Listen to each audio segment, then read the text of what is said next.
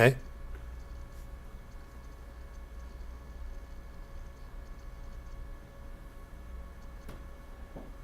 Hello, my name is John Garr with Garr Co products. My company is a formulation and research company that manufactures adjuvants, and I also research those materials. My talk today is on adjuvants, the rest of the story. I wanted to provide an insight into the industry and the ability of an adjuvant to provide enhanced efficacy to pesticide applications. Who am I? I'm a farmer and went to Purdue and studied agronomy, and I spent 18 years of research work at USDA ARS, where I studied adjuvants and different applications, field trials, laboratory works, tested with laser measuring droplet size. And so I've done a lot of practical field evaluations, deposition studies in real world time environments. And I've always enjoyed agriculture, and the reason that I was able to start my company is because I've always had a passion to learn why. And so what I'd like to do is to share with you some insights into what an adjuvant actually is and what they can actually perform and do for you as a user of pesticides. What is an adjuvant? The reason that there's so many listed here is because there's a lot of attempts to try to define what an adjuvant is, and everybody has their own definition.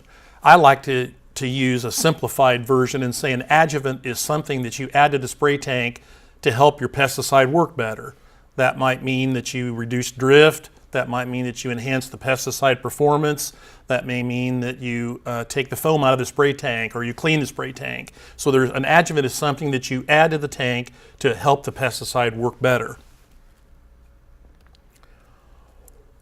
There's different classifications. An adjuvant encompasses all the different types of materials that we can add to the tank: a defoamer, compatibility agent, a sticker, a wetting agent, a surfactant, tank cleaner, buffering agent, drift reduction agent, or deposition, as I like to affectionately refer them to. And so these are the different types of materials that are under the classification of an adjuvant. An adjuvant can influence the pesticide performance by a number of different ways. You have the formulation component, which means that you have to worry about how the chemical mixes in the spray tank. And so part of the adjuvant in jug, we call it, which means the adjuvant inside the chemical itself, the pesticide, could be used for multiple functions. It may have to allow it to mix with the solution, the pesticide may be an oil-based, and so therefore it has to be able to mix with water as main carriers in our pesticide applications. So you have to have something that allows the oil to mix in with the solution. And that's what the adjuvant will do in jug. So it also increases the stability, making sure that the chemical stays soluble in your solution, whether it be in the jug or in the spray tank. And so there's a tremendous amount of functionalities that an adjuvant provides for the chemical manufacturer, and they change dramatically from year to year, and they also provide the ability of that chemical to go into solution and stay into solution so that you'll get a uniform mixture and therefore a good efficacy when you spray the pesticide on the target crop. There's also in tank formulations, and that's what my talk is mainly about today, and those are compounds that the industry formulates to enhance the pesticide application in some way. It increases the efficacy of the pesticide. It allows them to stick on the plant. It could allow them to increase the droplet size, which would therefore reduce physical spray drift. And so the other thing that an adjuvant can do is to reduce evaporation. The longer that droplet stays in solution, the longer chance you have for uptake. Retention is also important. Deposit modification, meaning is it going to wet the surface? Is it spread on the surface? Do you want it to solubilize the the chemical in the solution and allow it to penetrate into the plant. And that would depend on whether you have a systemic or a contact pesticide. The contact obviously would need to have it spread across the plant surface, where the systemic pesticide would just need to be ingested by the plant, so the coverage isn't quite as important.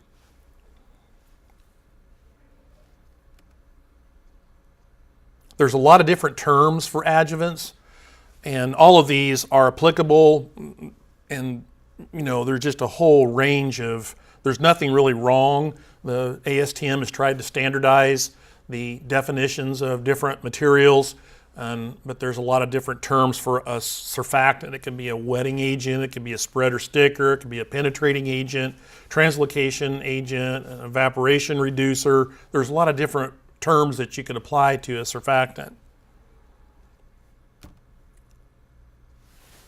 One of the most common adjuvants that we use is a surfactant, and it's a contraction for surface active agent. This surfactant is defined as a material that improves the emulsifying, dispersing, spreading, wetting, and other properties of a liquid by modifying its surface characteristics. That's Weed Science Society of America's standard definition in 1994. I like to use the surfactant definition and explain it in the way that makes a little more sense. I like to say that a surfactant is like when you're washing dishes. You put dish soap in the water, and that helps take the grease off of the plate. The surfactant does the same thing in a pesticide application. There's a wax coating on the leaf surface, so the surfactant can help solubilize that waxy cuticle and allow the chemical to be taken up by the plant more effectively, which results in better efficacy.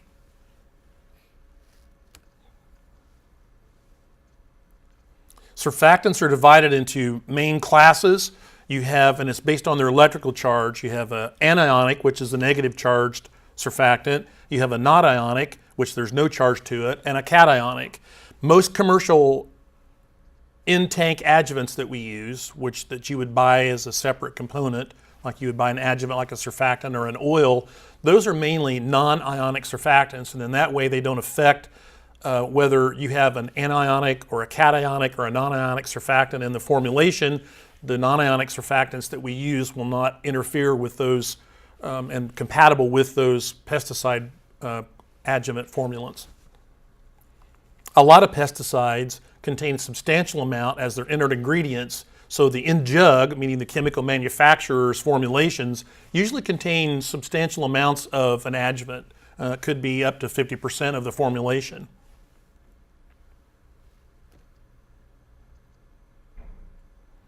Commercial products range in their concentration, so just because a material says it's 80% or 90% surfactant doesn't mean that you're getting 90% actual surfactant. And the reason that is because a surfactant, the type of surfactant that you use makes a difference in how it performs. And if you dilute those with fatty acids or other materials that provide a theoretical functionality, they're not really materials that provide surfactancy, which allows the pesticide to work better. So a lot of companies may have 30% surfactant, 30% fatty acids, 30% glycol or alcohol, and so you really got 30% surfactant in a 90% material.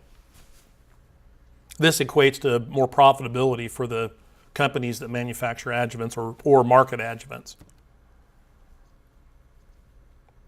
Not all surfactants are created equal. Of that 30% or 60% or whatever contains in that 90% quote-unquote product, you can see here on nicosulfuron, an untreated plant, the chemical by itself at a standard rate, and then a non-ionic surfactant as a company would sell as a tank mix adjuvant at 0.1%, so that's approximately a pint per 100. And you can see how much better it worked than the other surfactant at 0.2%. So just because you have a material that says it's 90%, depending on the type of surfactant that they use in that formulation, depends on how good it provides efficacy to the pesticide.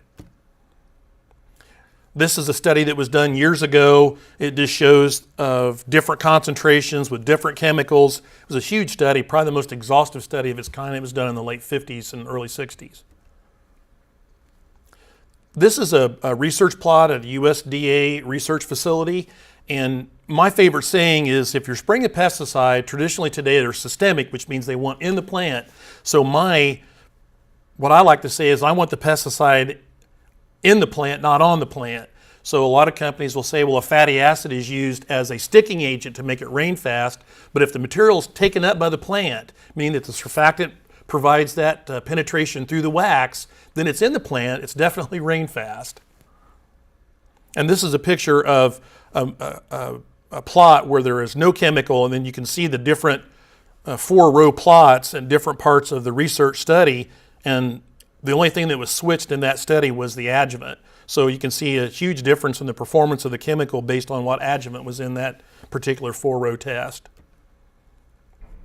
This is another research plot where they compared glyphosate formulations fully loaded against 2 other surfactants that were commercially available, and also against the formulation of the glyphosate itself. So you have a fully loaded glyphosate formulation on the left, 4 rows, and you can see that the beans are not totally dead, even though they're non-resistant. And the velvet leaf as the crossweed in the middle of the plot, you can see the 4 rows in the middle with 1 quart per 100 gallon added to the left formulation. So the only difference between the left and the middle 4 rows is 1 quart of this particular surfactant. You can see a huge difference in the performance, and the only difference is that 1 quart of surfactant in per 100 gallon of solution. And the far right 4 rows is the same chemical at concentrations and spray volumes as the other 2 test plots, except it was a competitive 1 quart per 100 gallon of that particular company's non-ionic surfactant, premium 90%. You can see that it didn't seem to make much difference in the actual test itself as far as the chemical by itself.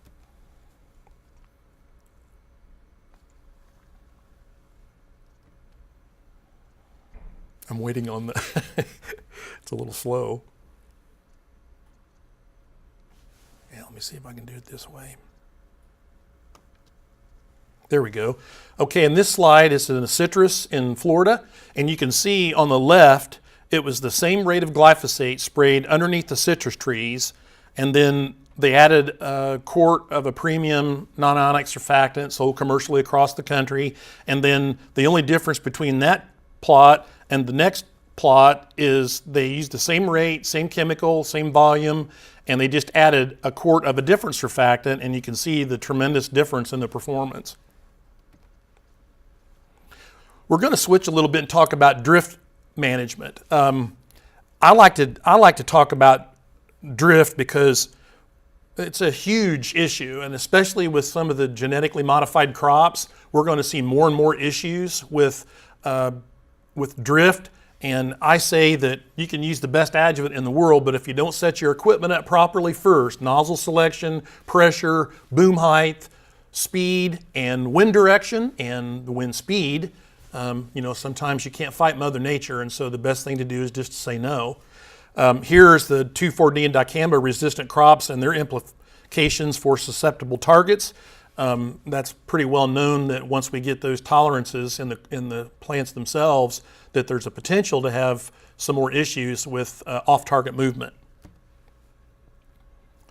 There are materials that you can add to the spray tank to mitigate drift. After you adjust your equipment and set the nozzles properly and the right pressures, then you can add something to the spray tank to help. And those materials increase the small droplets while slightly increasing the larger droplets. And I've always said that just because a company says the material reduces drift, it doesn't mean it actually performs the function that they say it does. It's all about the droplet size. This is an interesting slide because what you don't think about, I think drift is a secondary issue here. We have, it's been guessed that 15% of our spray solution does not ever reach the target from evaporation, off-target movement. Then once it gets to the target, it has to get to the target, then it has to stick on the target or not run off. So an adjuvant properly designed can help that retention and deposition by allowing that material to stay on the plant surface instead of it hitting the crop and bouncing off or running off. So that the droplet has to stay on the plant to do its job. Here's a demonstration on a ground rig. You can see on the left side of the screen, there's a truck spraying 28 in chemicals at 20 gallon per acre. They stopped, added 1 ounce per 100 gallon of a particular polymer blend, and you can see the difference in the bigger droplets coming out of the nozzle. It's very dramatic, and those small droplets are not going to the target, they're blown away. There's another demonstration. Here we have a ground rig spraying at 10 gallon per acre, and the next one is just with 1 quart, and this is with a turbo T-jet nozzle. So you can see the difference, the foggy characteristics. That foggy characteristic is small droplets, and those droplets don't hit the ground. They evaporate, they move off target, and you can see there's more product going to the target. Here's an example of a really good photographer, actually. He took a picture of an airplane flying over at 140 miles an hour. The one on the right is water alone, and the one on the left has the deposition aid added to it, so you can see the delineation in the lines and that lack of foggy characteristic to the spray pattern, which means they have bigger droplets, which means you're not going to get as much drift, which means you get more product to the target.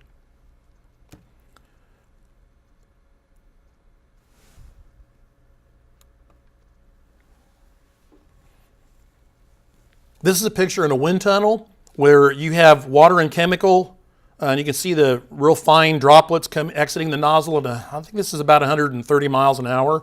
You also have the next one down is they took that same mixture and they added a deposition aid to the spray tank, and you can see the larger droplets that were formed out of the spray plume.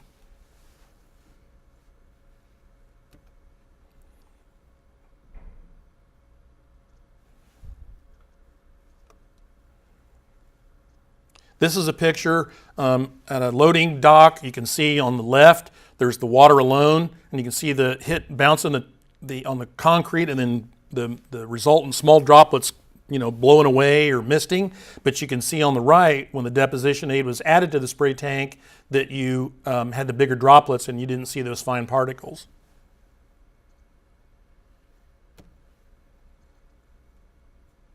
This is a picture of an airplane, water and dye at 10 gallon of water per acre, and then they landed the airplane, they added the deposition aid, and you can see more product going to the target and less foggy characteristic, which extrapolates to smaller droplets. So what is the most important thing about drift reduction that we usually don't consider? I mentioned it a little bit earlier. It's deposition and retention. You have to get the product to the target. So if you use the correct nozzles, pressure, and all those situations and set up your equipment properly, and you add something to the tank to enhance that performance, is the best thing you can do. The more product you get to the target, the less there is for drift. If you're losing 15% and you can use the correct nozzle and adjuvant and pressure, you might only lose 4 or 5%. So you're getting more product to the target, so ultimately that means you'll get better efficacy. And then that product has to be retained on the plant, and there's been some work done that demonstrates that. This was done in Denmark, where they took Roundup Ultra, which is the fully loaded surfactant version of glyphosate, and they tested it as retention on a plant surface. This was rapeseed, and you can see that there was a huge difference in the chemical retained when there was adjuvants added to the spray tank to enhance the droplet size, which results in less drift, but you can also see those products also provided enhanced retention on the plant surface. So you can get the product to the target, but if it's not retained on the plant, you're not going to get the performance that you want. The other thing that I would like to discuss with you is ammonium sulfate. A lot of questions and controversy arise of why we add ammonium sulfate to the spray tank, and I think that I like to simplify it, and there's 3 main reasons that we add ammonium sulfate to the spray tank. As you can see here, first one is ammonium, second one is sulfate, and the third is humectancy. Now this next slide is a little busy, but what I like to say, some really smart scientists, PhD guys, types, would probably say it's not 100% accurate, but this is more used as a correlation. The ammonium and the sulfate ion split apart in solution, and the ammonium ion floats around kind of like ammonia when you put on a wax floor to help strip the wax off. You add ammonia to the water, you put it on a wax floor, it helps strip the wax. So the ammonia ion does the same thing in solution to the wax surface. It makes that wax more soluble so that the pesticide can be taken up by the plant and efficacy enhanced. The sulfate ion floats around and it grabs the calcium, magnesium, and iron in the solutions of the water, which can be antagonistic to glyphosate performance. There's other uses that the ammonium sulfate can do in other pesticides, or when they're included in the tank, as far as like compatibility. But the main thing that ammonium sulfate has been used for in the past is for glyphosate applications, and that's the main reason that the ammonium and the sulfate work so well, and they're used at relatively high volumes. The third reason, and most don't consider, is ammonium sulfate, if you're familiar with it, can set up. It can get hard, like in the bag or in the bin, and the reason it does it because it draws moisture from the atmosphere. Well, if it does the same thing on a plant surface, if that droplet stays liquid longer, then you have more chance for that chemical to be taken up. The longer it's in a liquid state on the plant surface, the longer you have for uptake of the chemical.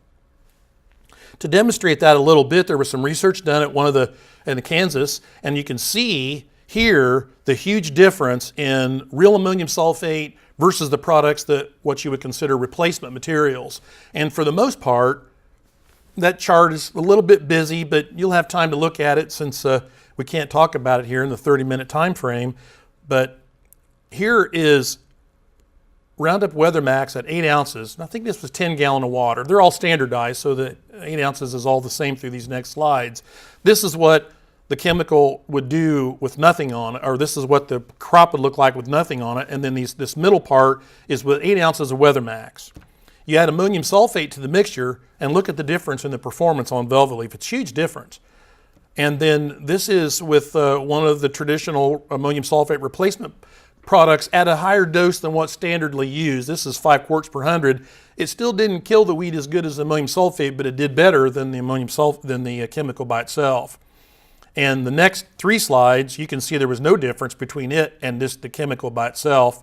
And in the last that I'd like to show here, this is the citric acid component. Citric acid possibly can provide some benefits, but the acidification is as important as the ammonia ion and the calcium, magnesium, and iron tie-up. And just because you reduce the pH doesn't necessarily mean you tie those calcium, magnesium, and iron. The only time that this might have a use is if you have really high iron contents, and citric acid is good at working with iron. Let's switch to oil-based adjuvants. A lot of people use a crop oil concentrate or methylated seed oils. There are also straight bean oils that are used on occasion, but the two largest classes of oils are the crop oil concentrates and the methylated oils.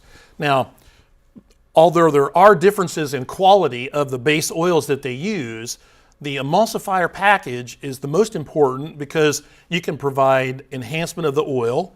You have to have that oil has to mix with water, and to get it to dissolve, otherwise you just get water separate from the water phase, and they have to be combined. So when you put the emulsifier with the oil, the type of emulsifiers that you use and the blends thereof make a huge difference in how those oils mix with water, plus mix with the pesticide that you add, because there are other components that provide some issues, like the salt content. If you add 28% solution or ammonium sulfate, that emulsifier has to be able to allow that oil to disperse even when there's other components in the spray tank, not just water itself. And that's where the big variations come, because some companies will formulate it where it just dissolves in water, but when you start adding the other components and the other chemicals, you don't get that good a dispersion, and so therefore you don't get as good of results. As you know, when an oil mixes with water, it's not a true solution. It's like a little marble floating around in there. You just can't see it because they're very small. So the surfactant protects that oil and it allows it to disperse with the water. That's how the emulsifiers do their thing. They're all surfactants of some sort.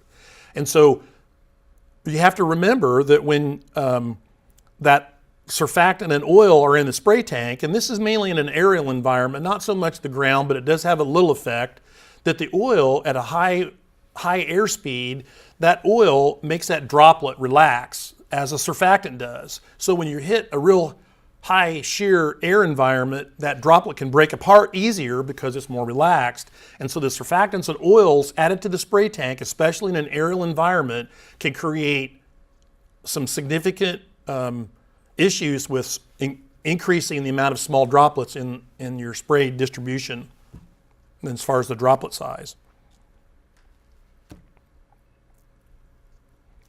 Now, we're going to switch and talk about the fertilizers a little bit. The fertilizers added to the tank, there's a lot of companies that add these as a nutritional support in an aerial environment. The ground, it's a little bit less important because you're using larger water volumes, and I don't know that you'll have those same things as dramatic. You might have a little bit, but in an aerial environment, the fertilizers can dramatically affect the spray pattern. A lot of airplane people will say, it just hangs in the air. Well, if it's hanging in the air, that means it's not going to the target. So that means you got a lot of small droplets that are produced from that. And the surfactants, oils, and fertilizers, especially in a 140 mile an hour airstream, will increase the amount of small droplets in your spray solution. That's why you see the fog characteristics. We've had a lot of tests that were done where we added different materials to the tank. Here was aerial application study at a safe clinic in Illinois, and you can see you want a nice rounded bell curve. You know, the middle of that picture or that graph is the middle of the airplane, and then the outside of it is the outside portions of the spray pattern. And you can see here that the distribution of the spray was not very good when you had the fertilizer component added to the tank. When we added a deposition aid to that spray tank, you've seen a huge increase in the deposition. So that material added to the tank produced a lot smaller droplets, but when you added the deposition aid, you increased the small droplets, which dramatically increased the deposition of the chemical in the spray tank.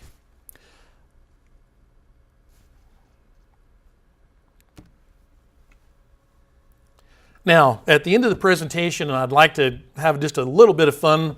And if you don't use the right adjuvant, you have to be really careful that you select the right one and you use products that have been tested and proven and showed themselves to be very efficacious.